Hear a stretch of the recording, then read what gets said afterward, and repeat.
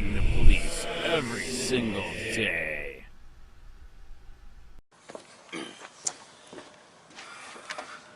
Alright guys, Rogue Nation here with you. I'm with James McLynas for Pinellas County Sheriff. We're going to do an interview here with him today.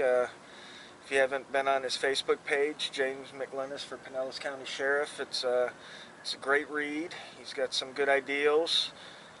He has my backing, which as a lot of you know, I'm very skeptical about people in authority, and this gentleman has won me over. And so let's get started right away, James. It's good to meet you. Nice to meet you, sir. And do you want to give any backstory, or do you want to just go right into the campaign, or how would you like to? Well, the backstory, I gave him a little earlier, the long version, but for the Reader's Digest version, basically I was a victim of some pretty intensive corruption of the Pinellas County Sheriff's Department, and it was not just a few individual bad apples, as they say. It was a rotten barrel all the way up to the top across the entire agency, including Child Protective Investigations, the investigation units, the sheriff's offices, the patrol deputies, everywhere it was permeated with corruption, and they all worked together within this corruption. And when I realized that they have violated my rights in so many different ways and lied and cheated and filed false reports, everything you could think of, and when I reported it to Sheriff Gualtieri, he wouldn't do anything. There's no way to change that. If it's corrupt from the inside out, how do you change something like that? And I decided that I would run for sheriff in 2016, so I informed Sheriff Gualtieri that I would run against him to expose his corruption.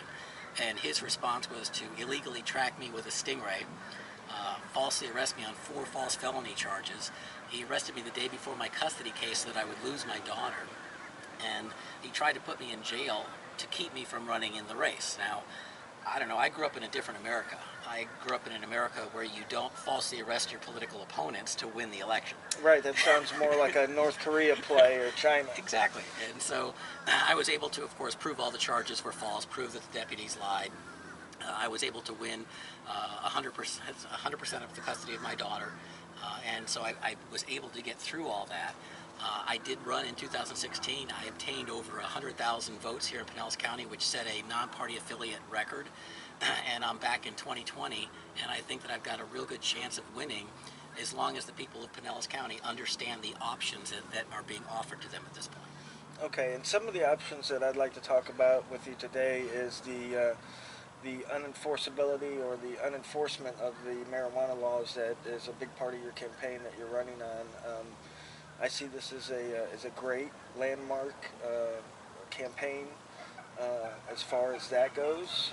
I know for a long time a lot of people, not just in Florida, Pinellas County, but in the whole country, have been wanting something like this. But as you know, it's hard to get the government to listen unless you're a multi-billionaire to what you want. So do you want to go in a little bit on your marijuana non-criminalization that you plan to enact once in office?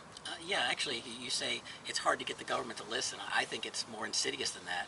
The government knows what's right and refuses to do it because there is a benefit for them to refuse to do it. The for-profit prison, yep. The mass incarceration of citizens, the control of the citizens, the expanding police state, all of that plays into why the government would not want to decriminalize marijuana. And so when you go within the government system, like they did here in Florida, where they had a big campaign and they went through the medical marijuana in 2016, they passed it with an overwhelming majority of voters here in Florida, and we won the medical marijuana. Yay, what a big victory. But Tallahassee wasn't going to have any of that. What they did then is they started passing all these laws and regulations, and you can't smoke it, and you can't have this, and it's got to be so many feet from a school, and you have to get a license, and we're going to take this money from you and that money from you. And then local administrations started saying, well, we're going to prohibit it in our community. And so this big landmark victory was then stolen and whittled away down to nothing, basically, by the same government that supposedly we petitioned to have this done because we wanted it done. And I find that going to Tallahassee and begging them for rights that we should automatically have is not only a waste of time, it's a foolish endeavor, because even if you do win, like they did with the medical marijuana, they're just going to restrict it and pass so many laws that it's not going to change anything. You know, you bring up an excellent point, and it's something that was illustrated a couple years ago when I think it was President Bush was in office when he lowered the tax rate for the Americans, and everybody was like, hey, you know, we got lower taxes. Well, research showed across the board that wherever federal taxes lacked, the state income tax or the state taxes went up. So there really was no net benefit from that. And you're saying pretty much the same thing with the legalization of the medical marijuana here in Florida went on. Yes, I think that I think it's a carrot that the government is never going to let us achieve. That there's always going to be a government interference, a government intervention, and the highest thing that they can hope for, the cannabis community or the freedom community, is that they will have a decriminalization, or legalization of recreational. But even that is going to be fraught with overtaxing, over expenses, over regulation. The government is going to become the drug dealer, and what they're going to do is they're going to provide you with a much poor quality product at a much greater price, and there's still going to be a lot of loopholes to jump through. Right. So what I propose is something a little different. In each individual county we have a sheriff, and that sheriff is elected to represent the people of that county, and they have the right, the people have the right to elect a sheriff that offers them the policing that they want and the law enforcement that they want. It's a very unique opportunity, and it's a very powerful vote for the people in every county. But here in Pinellas County and in other counties, the public is being fooled to think that we only have the option of picking from the few candidates that the police industry itself chooses for us. You have to pick from the police industry. You have to pick someone who's been in there for 20 or 30 years and already well indoctrinated into the police mindset of corruption, and it's us against them. Well, in reality, you don't. The Pinellas County Sheriff is just like any other elected official. It's nothing more than an administrative position. You don't have to wear a badge to administer the Pinellas County Sheriff's Department. Absolutely. And if you are already indoctrinated, you're not going to allow any police reforms. You're not going to do anything that goes against the government. One of the things I was shocked to find out is that if you are a police officer or a sheriff here in Florida, you swear an oath, and that oath says basically that I swear and affirm that I will protect and defend the Constitution and the government of the United States and the state of Florida. So they're swearing to the Constitution, which we know they violate. Right. Then they're swearing to protect the government of the United States and then the governments of the state of Florida. Which we know they do, because if you've seen any First Amendment auditing videos, Exactly. you know that the government, when a government employee calls, even for something as a suspicious person, you've got 4 units there within 5 minutes, but as you, a private citizen, would call for a burglary, you might wait 3 or 4 hours, and maybe a cop will stroll by and take a report and throw it in the trash on the way out. So, or search you and arrest you for having if they don't shoot you, if they don't for being suspicious. So the point is that we have the right to the law enforcement we deserve, and we have the right to the law enforcement that we want. And as sheriff, I have the power, I have the right to not decriminalize, to not change the law, to not legalize, but I absolutely have the power to deprioritize the enforcement of that particular law. Just like you see up in Virginia, where the sheriffs are getting together and they're saying we're not going to enforce gun ban. The red flag laws. Yeah, we're not going to enforce. We're not going to go out and we're not going to seize weapons under any kind of legislation that they pass. That's a good example of a sheriff standing up for the people of Pinellas County. And when I swear an oath after I'm elected, I want to have it actually put in my oath that I'm there to protect and serve the people, which is absent from the oath that every sheriff has taken in the state of Florida. I want to be here for the people of Florida. And one of the things I want to give the people of Florida is the policing that they want in the area of marijuana. 67% of the people here in Pinellas County in the state of Florida want legalized recreational marijuana, not because 67% of the people in Florida smoke pot, but they want the ability to not have people put in jail, not have people arrested. And as taxpayers, we should have the right to not pay $3,800 a month to have you sitting in jail. Right. Okay. Here in Pinellas County, we spend $500 million a year on what I call the Pinellas punishment machine. Right. And every single man, woman, and child that lives in Pinellas County pays about $500 each out of their pocket to make sure people that smoke pot are in jail or other crimes. And I think that we can whittle that down. I think we can take that money that's being wasted on marijuana enforcement and have it go towards some of the 80% of the crimes that the Pinellas County Sheriff's Department doesn't enforce, doesn't solve, and doesn't help the people with. Right. On your webpage, I had just come across it was a term that I didn't know. Was the exceptionally cleared as far as the rape cases go. And, you know, I was shocked to find out what a low percentage of cases are actually solved And you know, it boggles my mind that we're paying more and more money, and like you said, the percentage of cases over the years that have been actually solved remained pretty much the same. Yes.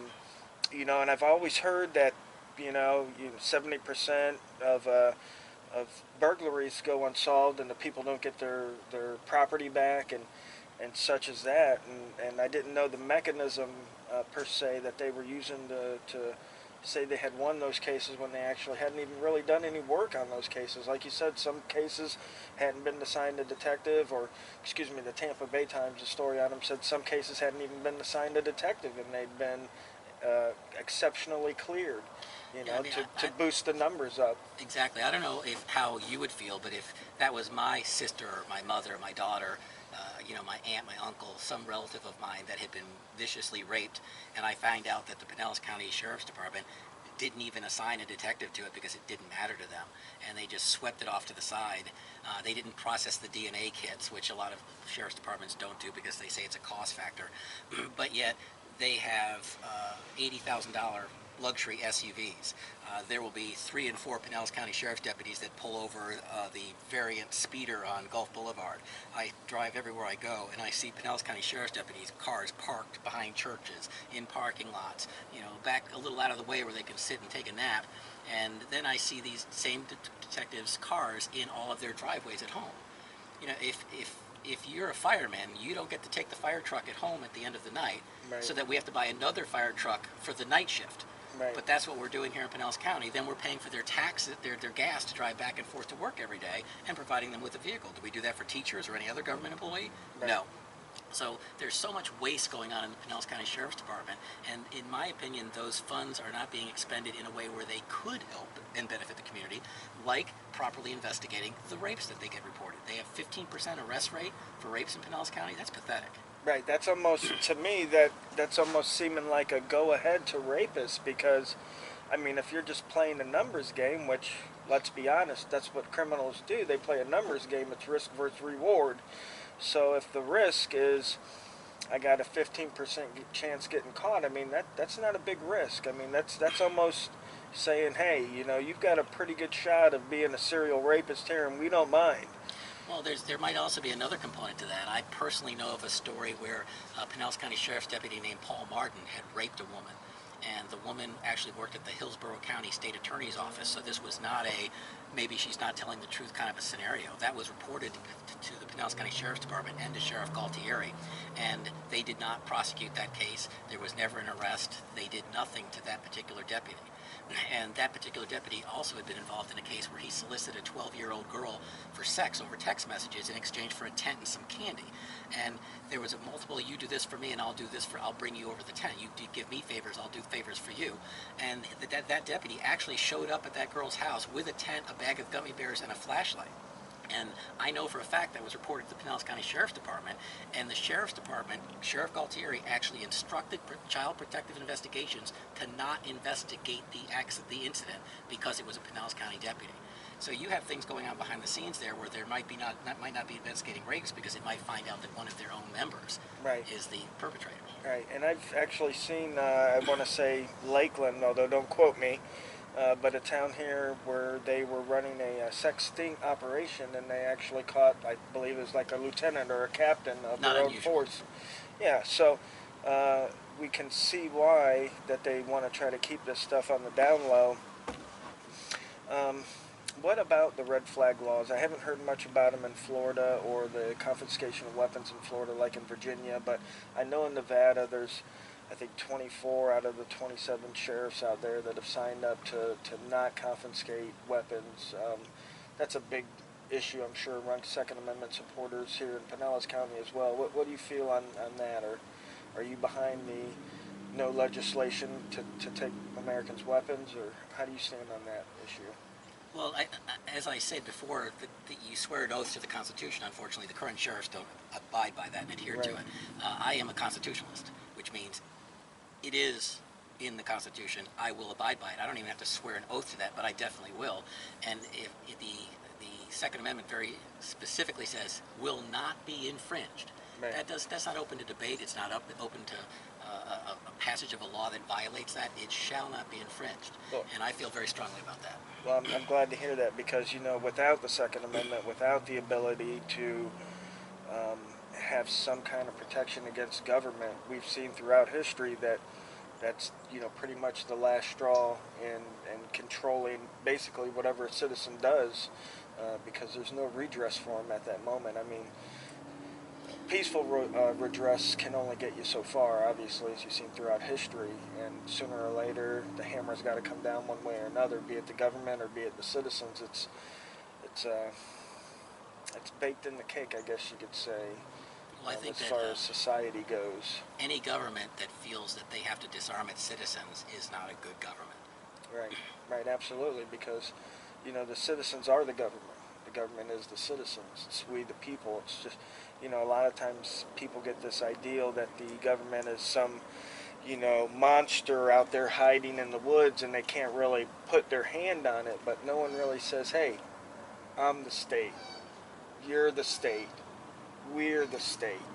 The government is just somebody we hire, like the Fresh Prince of Bel-Air hired his butler, you know. So the Fresh Prince is actually the government, but he's leaving his duties to this butler, and that's what we do. We hire these guys to represent us and look out for our best interests. And well, that's why the sheriff's race is literally the most important vote any person will ever cast. And the reason why that vote is so critically important is because if you vote in the right sheriff, that sheriff will be there as your protector. He will keep the peace, which is what his mandate is in your county. And he'll do that by following what the people who elected him wanted him to do. And a good sheriff, a proper sheriff, a sheriff for the people, won't have to be legislated to not take your guns. He won't have to be legislated to not put you in jail over a little bit of marijuana or paraphernalia. A good sheriff is going to fight for the people and not over-criminalize them, not prey upon them, not police for profit, not fill the jails with them because it's profitable for them. And if people understood that they don't have to vote for just the officer that the police industry tells you you have to vote for, and you vote for somebody outside that industry, then you have the ability to reform all of these things with one vote. You have ability to protect your rights for cannabis legislation. You have the ability to protect your Second Amendment rights. You have the ability to protect every right that you want protected by literally electing a constitutional sheriff. all right, another topic I want to get on too is, as people know that have seen, there's a lot of misinformed deputies out there about the law. And this, I find, is part of where the divide comes from, is because, you know, for a long time, citizens also didn't know their rights, and so when deputies would come up and you know, ask them for ID when they had no right to, the citizens would just hand them over. And now it seems to me that they feel entitled to do stuff like ask for your ID or search you, or like you said, pull you over in the car and search you in your console like on Live PD. Would you have any plans for maybe continuing legal education for the deputies there, or anything? Oh, absolutely. I think that's one of the things that needs to be implemented immediately. You know, these deputies take a lot of this training, and I don't know what exactly the percentages of it, but I would say 60, 70, maybe 80%, depending on the municipality, of that training is how to hurt and kill people. Right. Okay, how about having some de-escalation training? How about having these deputies trained on their rights? When here in Pinellas, if an officer walks up to your car after he's pulled you over, you'll notice if you watch Live PD like we were talking about, those officers will do everything that they can do to get inside your car and search your car to try and criminalize you. And that was not the purpose for the stop. The purpose for the stop is if you made an illegal left turn, was to issue the citation for the illegal left turn. They use the your tail light is out, or your brake or your license plate light is out to pull you over, and then the object of the game is for them to violate your constitutional rights and do an illegal search of your car and figure out some way to get in your car. And one of the ones they've always used is, I think I smell pot. That's an open door to get in your car. Or they'll use a drug dog that they can use to falsely alert on your car to get in your car. All you have to do is watch Live PD and see how often they try and get inside people's cars, and that's got to stop. Right. And pulling people over for minor infractions to violate their constitutional rights should be done. We shouldn't be doing it here in Pinellas County, and that's part of the policing for profit, where the police industry is overexpanded. It's too prolific. There are too many officers everywhere. If you have 3 or 4 officers pulling over people for minor traffic infractions, you have too many police. Right. And those police get supported by the money they take from the citizens. Right, and they do it, like you said, through the pretext stops of not using your blinker or something like that. And I've even heard stories of, you know, police going on high-speed chases, putting on people's lives in danger because somebody didn't use their blinker or whatever, and, you know, they end up catching up to them or what have you not. But it just seems, I don't know, difficult, you know, that these guys would, in a sense, create many traffic infractions, pulling U-turns in the middle of traffic, running through yellow or red lights, trying to catch this guy who just didn't use his blinker, you know, and you want to give him a $136 ticket, or you want to look into his vehicle and see what, you know, you might be able to find. And in the case of the gentleman up in North Florida, plant what you can find, you know. And that's not uncommon. Yeah, so I would say that across the board in the police industry, somewhere in the neighborhood of 80% of all police reports that are filed have some level of intentional misrepresentation, deceit, or omission that tilts the police report against the citizen in order to wrongfully convict them. And then I know for a fact, I have documented cases here in Pinellas County of Pinellas County Sheriff's deputies knowingly and intentionally, literally lying about something that did not even occur. I told you a story earlier Yes. about where they testified about something they specifically saw, and I have video that proves there's no way they could have saw it because it didn't even exist in the video. Right. And so when you have deputies, they call it test-a-line. And if I'm sheriff in Pinellas County, several things are going to happen. One of them is any deputy that is caught lying will be terminated immediately. There's not going to be any second guessing about that. If a deputy lies, he's gone. And I want every lying deputy that's in Pinellas County to hit the road. right. I will also make sure they don't get jobs anyplace else if they've ever lied. And that's something that's never happened. Police industry has an ingrained philosophy that we will lie, cheat, do whatever we need to do to convict these people. And that's wrong. If someone did something wrong and the evidence proves that they did something wrong, then they deserve the punishment that Absolutely. they're supposed to get. Absolutely. But you don't bend the laws, create the evidence, fabricate testimony to try and put people in jail because you needed that arrest to meet Sheriff Gualtieri's quotas. So there's going to be an accountability in Pinellas County, a reform of holding officers accountable here in Pinellas County that has never been seen in any police station, any police jurisdiction in the entire country. That's nice. That's nice. And that's what we were hoping for when we got on your page, you know. Again, a lot of my viewers know that I don't vote because in a lot of instances I don't believe it's who votes, but who counts the votes that really matters. So I'm going to be watching this election very closely, and I want to see good results because we need them. The people need people like you and people out there, you know, showcasing their rights and letting these people know that it's us that actually own the country, that run the country. The guys that we elect and the guys that we put in there, they're just in our stead because we have businesses to run or we have families to raise up, and we don't have time, you know, to do that governance. And you know, as them, it's their full-time job. But that's why I'm running, so that people like you don't have to. right. Here, Pinellas County has an unusual opportunity that's not being offered anywhere else in any other jurisdiction. You have the right to vote for a sheriff who will solve a lot of the problems that the public is upset about with the police industry with one vote. One guy that can literally go in there and do all of it. But I can't do it on my own. I need the public to support me. I need them to donate. I need them to help get the message out, because when I have a message like the one I'm giving out, the media blackballs me. Absolutely. Tampa Bay Times will not give you an article. When I ran 2016, the Tampa Bay Times refused to tell the people of Pinellas County that I was offering to end marijuana enforcement because they thought that I might actually win if every voter in Pinellas County knew I was offering that, when medical marijuana was a huge vote. So they literally were silent on that, and they're going to be silent about this election. They don't say anything about me unless it's a detriment. So I have to be able to get my message to the people without the media, and I need help to do that. So if anybody, not only in Pinellas County but in the rest of the country, would like to see how this is going to work and maybe get someone in their community to run as a constitutional sheriff that works for the people, then it starts here with me. Help me get elected, donate to my cause, get me in that seat, and then let me show the country how a constitutional sheriff that works for the people can benefit a community. Absolutely. I love the ideal. I love the stamina, I guess, the excitement that you have for it. And like you said, it's not a lot. You know, usually we see one guy that's been been in the department 40 years, and another guy who's been in the department in New York for 40 years. And that's There's pretty your much picks, there's pretty much who you get to pick from. And you get Stalin or you get Hitler. Which one do you want? right, and it boggles my mind, because anybody, like you said, anybody can run for sheriff. I mean, you can have, if you've got 15,000 members in your county, you can have 15,000 people campaigning for sheriff. Well, that's true here in Florida, but there are some states that specifically prohibited anyone who is not a law enforcement officer from running sheriff. They're a very minority. There aren't very many of them. But I guarantee you that if I win this election, there's going to be police officers marching on Tallahassee to try and change that law so that you cannot have this option, this offer, this opportunity. Right.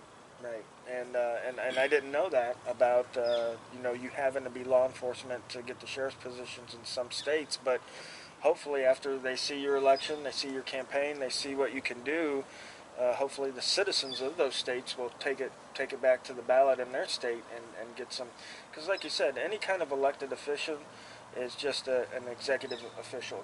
It's an administrative position. I don't know if any of my viewers realize this, but back in the 1800s, there were Supreme Court justices that were put on the bench that were never lawyers, and yet here they are on the Supreme Court, which is the highest bench and lawmaking bench in the country. Somebody was asking me about that the other day. How can you run as a sheriff if you've never been a law enforcement officer?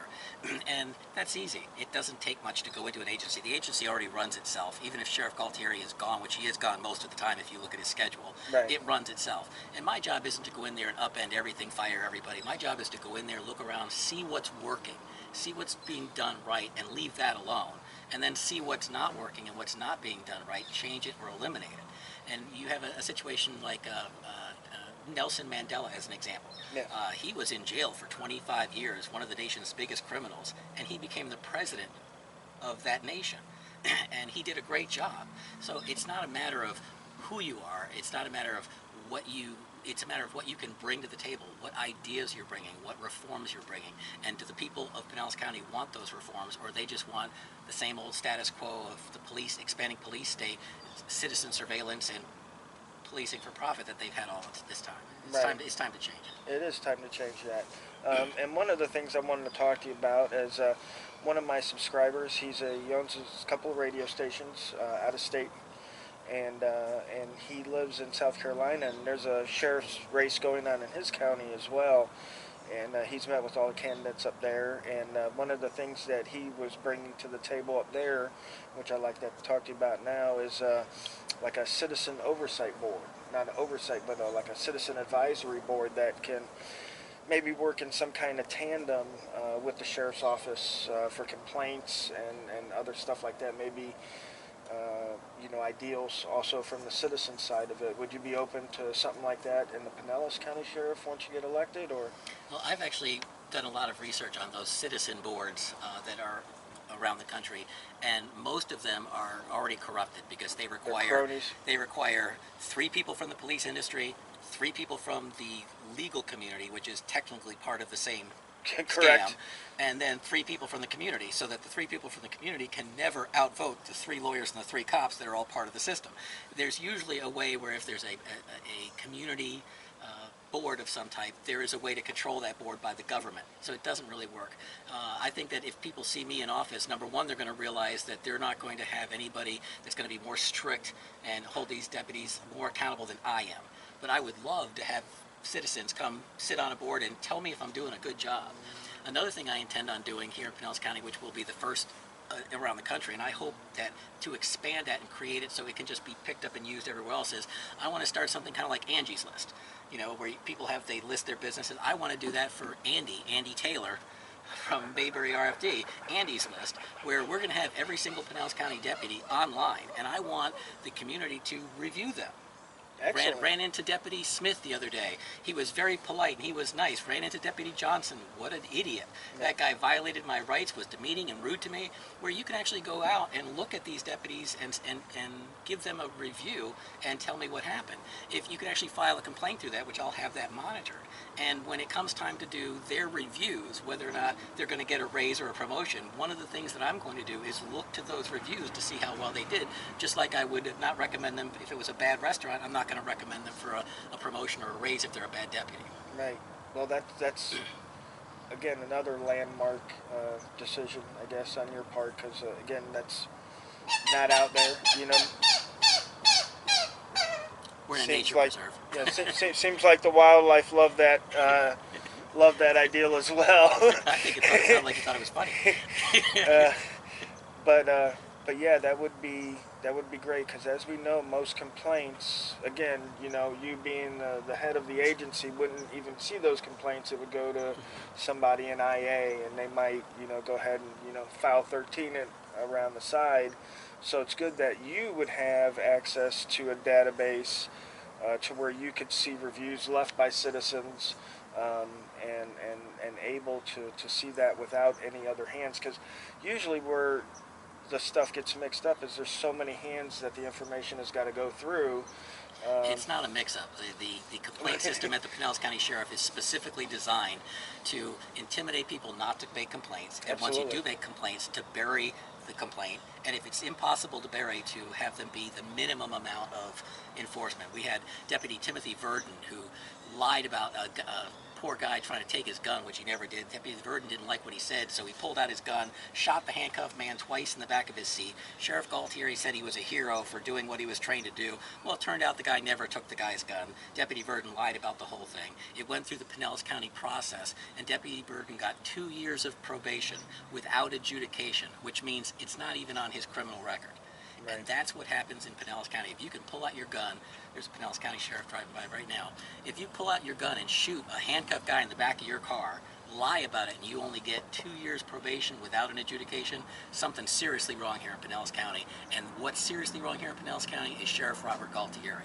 Yeah, I'm a firm believer in that. I've had numerous interactions out here in Pinellas County now, and one of the things I could definitely say is that the deputies out here need some more training on citizens' rights, and basically just how to interact with the public, because you know, the way I feel is if you know, again, if you're a criminal and you've done some crime, absolutely do the time, but for normal citizens that people know me to be out there with a camera doing something perfectly legal, and just the way I'm approached sometimes, you know, again by the deputies, but also sort of by, you know, by the public workers, is just repulsive to me. You know, some people, they don't even believe it. They say, "Wow, you know, I can't believe that happened," or, you know, "I can't believe their attitude."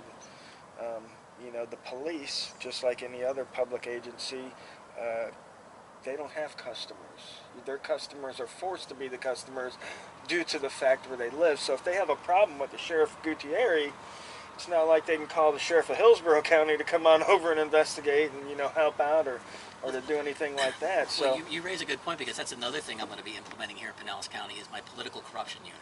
Because right now there are code enforcement officers, mayors, city council members, judges who are highly corrupt in Pinellas County, and there is no place you can go to report these people. No. Good luck trying. Find a corrupt official and then find someone to try and report that to. There's nobody. So here in Pinellas County, I'm opening up the political corruption unit where the Pinellas County Sheriff will take a report. I don't care if it's a Pinellas County deputy or a Clearwater police officer, St. Pete police officer, a code enforcement officer up in Dunedin, whatever the case might be. If they report the crime to me, we will investigate. And as one of the things I'm going to be doing that I get mixed reviews from, but I don't like the fact that Mayor Chrisman of St. Pete has been dumping raw sewage into Tampa Bay. And within the first 30 days of my office, I'm going to march into Mayor Chrisman's office and I'm going to put handcuffs on him for polluting the waterways of Pinellas County. It's a violation. It's a crime. It's a criminal act for him to authorize and allow that to happen, but nobody does anything about it. And I am going to arrest Mayor Chrisman the first time, just after I'm in for 30 days, and if so much as a bucket of human waste and excrement is dumped into the bay, I will be back to arrest him again. I'll pick him up at his home, I'll pick him up at his restaurant if he's out eating, at his mayor's office. Every single time he dumps sewage, he's going to be arrested. And that's the only way that we're going to get our corrupt officials to understand that the people have had enough, because the people elected a sheriff who's going to stop it. Well, I like everything that I've heard, and like I said, we've had a long talk before, so I know what you've been through that got you to this point. And you know, again, most people, not viewers of my channel, because a lot of them are already woken up to the corruption that happens. And again, they're from all over the world, so they see it not only here in America, but I've got good fans over in Sweden and the UK and some other spots, and it's something it's worldwide. And you know, we like to think that we're free here in America, but a lot of times we're only free to do what they tell us. And when they tell us to do something, and they have their corrupt buddies to back it up and even make laws about it, there's really no redress for the citizens. So what you're saying to me about the local county sheriff, which is a constitutionally elected position, and the power that they have to enforce or not enforce laws that go against the Constitution, that rings true to me, and it rings something that's been needed for a long time. Well, it rings true to a lot of people, but before they were offered a sheriff like me, what are their options? There Exactly. That's what I'm saying. It's just like it's just the same thing when you have those corrupt people in power. You know, like the story you were telling me. These deputies are coming to you and harassing you, and you're like, "I'll take it to the man." You take it to the man, and well, it's his corrupt card buddy, you know. And all of a sudden, you're absolutely left with nothing except to scramble like you did and get that information, and which a lot of people don't know how to do. A lot of people maybe don't have the time to do. I mean, I've heard, and I'm sure you have, all kinds of horror stories, be it from people getting their kids taken, you know, people going to jail for unpaid fines that, you know, were actually slapped upon them by, again, somebody's ex-wife, ex-girlfriend that's now dating a cop or something like that nature. Well, I had to actually fire my attorneys and represent myself, because my attorneys would not do what needed to be done. And they told you that. They told you, yes. Said, hey, this guy's corrupt and I can't do nothing about it. So yeah, you decided to take it into your own hands. And after representing myself in the system and learning how to do that, which is complicated, I don't recommend it for everybody. It takes a lot of time, it takes a lot of effort, you have to be very organized, and it's very difficult to do. But if you have the stamina, the ability, and the tenacity to do that, I highly recommend you representing yourself, because no one's going to know your case better than you do. But here in Pinellas County, we stop that corruption at the sheriff. We stop that corruption at the deputy with the handcuffs on his belt. That's where the mass incarceration stops. That's where the abuse stops, at that deputy level. Because once the handcuffs are on and you're in the system, it's too late. That's right. So people need to understand that to reform mass incarceration, to reform the police industry, it starts by electing the right sheriff. And up until now, you haven't been offered the candidacy of the right sheriff. No, yeah, no one that I can remember, again, in all my years here in Florida, has presented any such case other than the status quo. You know, and you can see it every election. Oh, I'll raise incarceration rates 20%, and you know, we'll have more deputies on the street, and you know, everything to a lot of these guys is more money, more deputies, and like you said, national crime rate's been going down. And the same thing with you know, gun violence and stuff. A lot of people say, oh, you know, more guns on the street means more crime and stuff, but as we could see over the last 20, 30 years, states have been passing carry laws, and more states have been allowed to carry, and now more people own a lot more guns, but crime from 30 years ago has gone down. So it's, I know it kind of baffles those people that want to say guns, you know what I mean, and they don't really know how to, you know, admit it, so they kind of ignore it. But well, they're falling for the police industry propaganda, which is crime is so terrible, there's a war on cops, all these things are really terrible, and you need us to protect you from that. And not only that you need us, we need to be bigger, we need to be larger, we need to have more of your money. That's right. It's just an ongoing perpetual scam of the people of Pinellas County, and that's got to stop. If I stop enforcing medical marijuana, Sheriff Gualtieri says that about 38% of his resources are spent on marijuana enforcement, which is insane. Yeah. If I take that money, which is clearly easily over $50 million a year, that money can be better spent in offering treatment options to the people that are addicted, not arresting people over personal use, giving them help instead, helping the homeless community, giving job training to people that are incarcerated so that when they get out, they actually have the ability to provide for themselves rather than commit additional crimes. So there's all kinds of different ways where that kind of money can be better spent helping the community rather than putting handcuffs on them, because I don't know any addicted person that was ever cured by handcuffs. Right, right. And you know, it's funny you brought up the you know, helping people out, because in jail, once you get out of prison, I believe it's a 75% recidivism rate, where they go right back to committing crime. And like I mentioned to you earlier, you know, when you get thrown in there and there's no kind of way to better yourself, and you know, you're not going to come out as an armed robbery suspect from 10 years in jail and come out and be a you know, a help to society. You're going to go and you're going to work at McDonald's because no one else will hire you.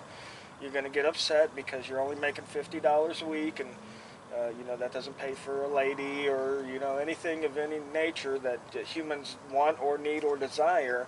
Well, and you're going to go right back to crime. Exactly. You know, and it keeps the crime rate high, so that way the sheriff can say, we need more people. You know, there's still crime out on the street. Well, if we train these people, we can actually hire these people. What I found disgusting was that in many municipalities like Pinellas County, the Pinellas County government is the largest employer. But how many of those people do they hire?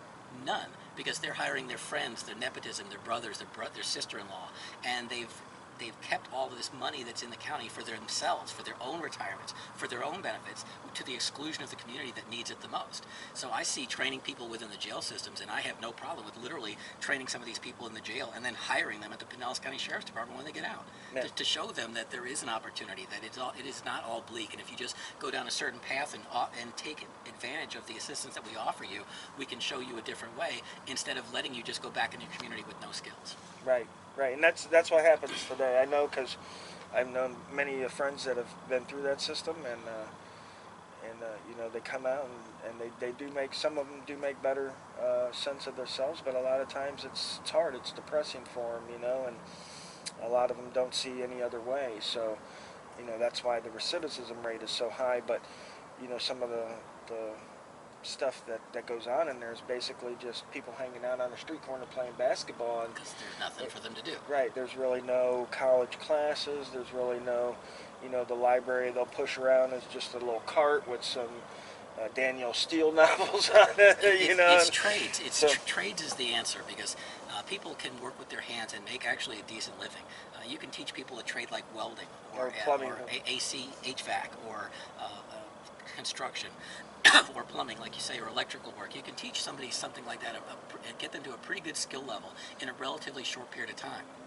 And if we have people that are at the jail training these people and they're ready, I would like to have a job program where we get people from the community, I need someone to do this. And whoever has been doing what they need to do, learning what they needed to do, been a model citizen in the jail through their time, hey, we've got a guy here.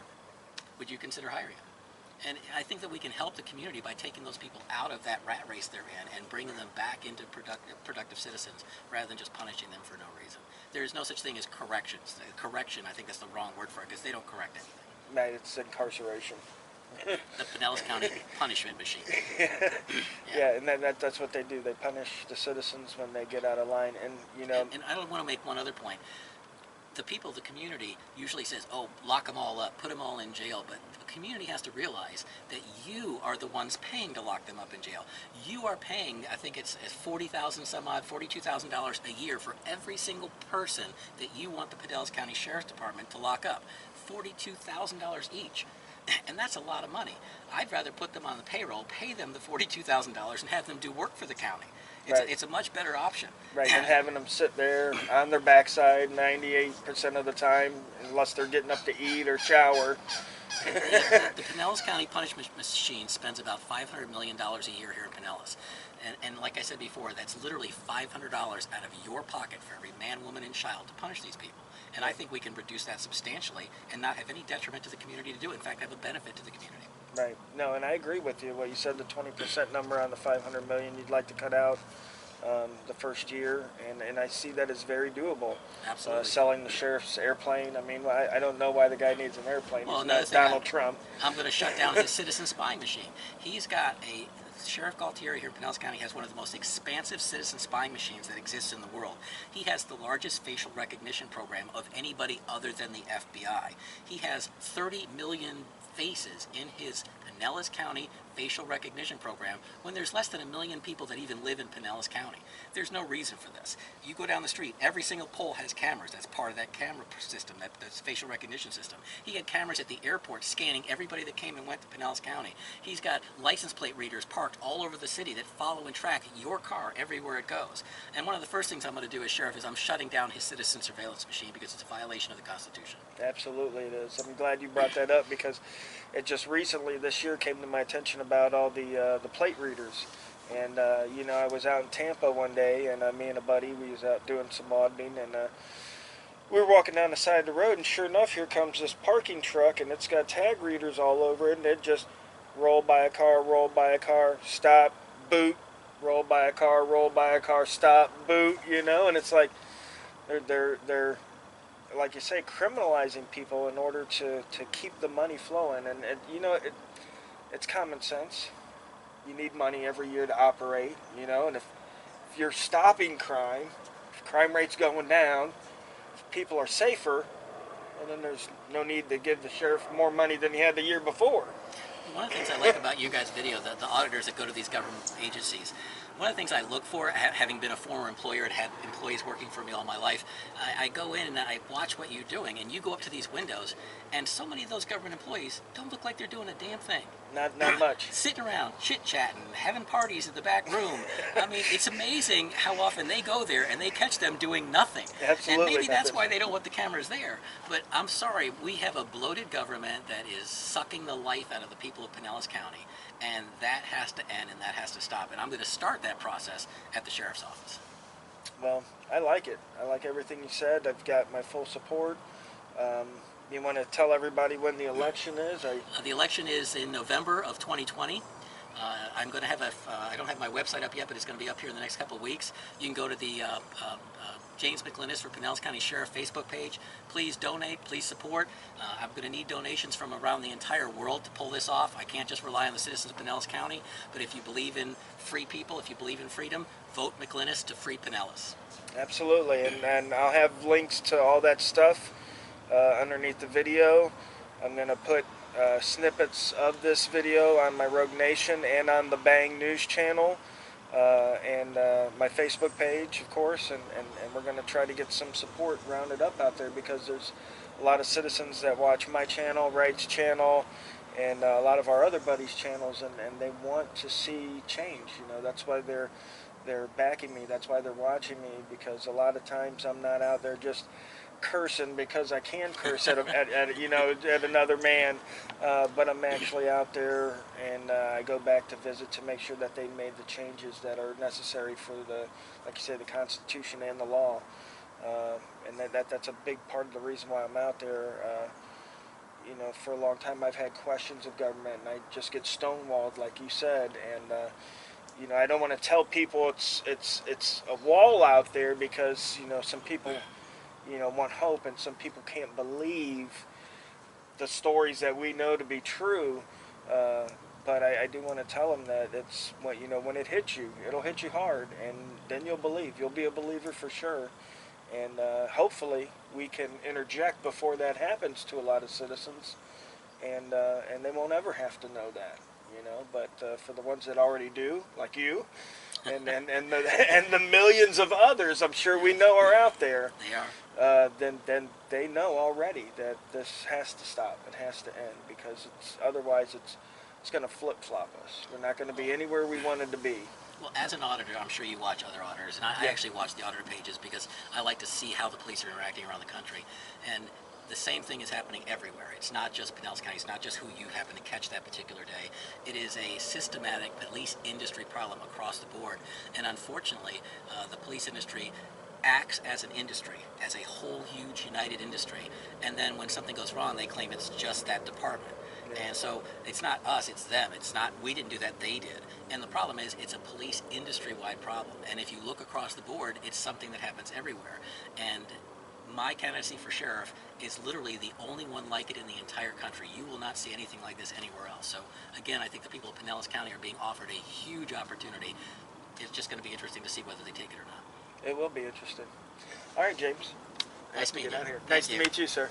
All right, shut this off and...